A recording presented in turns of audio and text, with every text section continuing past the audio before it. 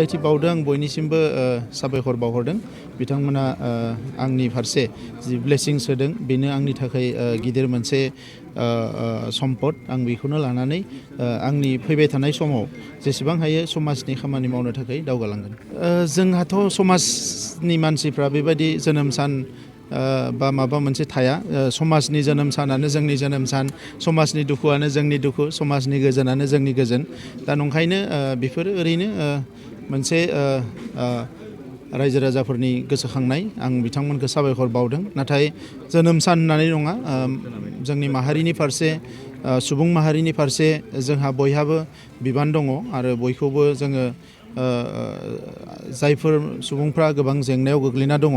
बिथांमोनखौ जेंनानिफ्राय बोखांनानै मोजां समाजाव थांना थानो हानाय मोनसे थासारि दानायानो जोंनि बयनिबो थांखि जानांगौ आरो बयबो गोजोन आरो खौसेथिजों जोङो दावगालांनांगौ मानोना मुलुगाव गोबां बोसोर जोङो हिंसायारि थासारिनि गेजेरजों फैबाय आरो बेवहाय जोंहा गोबां खहा जाबोदों नंखायनो दा गोजोन थासारि दानानै जोंनि न'खरजों लोगोसे गावजों लोगोसे समाजखौबो जौगाहोनायनि थाखाय बयबो गोसो होनानै खामानि मावनांगौ आं बेखौनो खावलायो। नंगौ दिनै जोंनि थाखाय जोबोर गोजोनथाव सान मानगोनां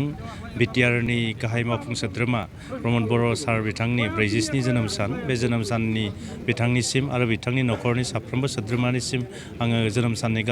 गाहाम हामलायनाय बावहरदों आरो बिटिआर ओनसोलनि साफ्रोमबो सुबुंफोरनिसिमबो बिथांनि जोनोम सानजों लोब्बा लाखिनानै गाहाम हामलायनाय बावहरदों। 2002 मायथाइनिफ्राय आं दुलाराय बर' फरायसा आफादनि खामानि मावबोदों प्राइमारि लेभेलनिफ्राय 2006 मायथाइयाव कुमारिघाटा दख'रा एबसुनि गाहाय नेहाथारि बिबान लानायनिफ्रायनो आं बिथांखौ खाथिनिफ्राय लोगो मोनबोदों। बिथाङा मोनफ्रोमबो समाव जोंखौ साहस होबोदों आरो बिथाङा मोनफ्रोमबो खामानिखौ फिनिशिं खालामनानैसो दोनथ'यो दा बेनिखायनो बिथाङा जोंखौ मोनसे जेब्लायबो एडभाइस होबोदों गोदोनिफ्रायनो बिथांखौ लोगो मोनबोनायनिफ्राय जे जायखिजाया खामानिखौनो गाव मालायनियाव सोनारालासिनो गाव मोजाङै नायफोरनानै खामानिखौ मावनांगौ बे बाथ्राफोरखौ बिथाङा जोंखौ बुंबाय थादों आरो स्पेसियेलि जायखिजाया समावनो बिथाङा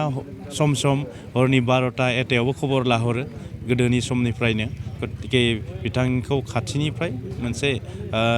समाजखौ माब्रै लांनांगौ आरो बोरैहाय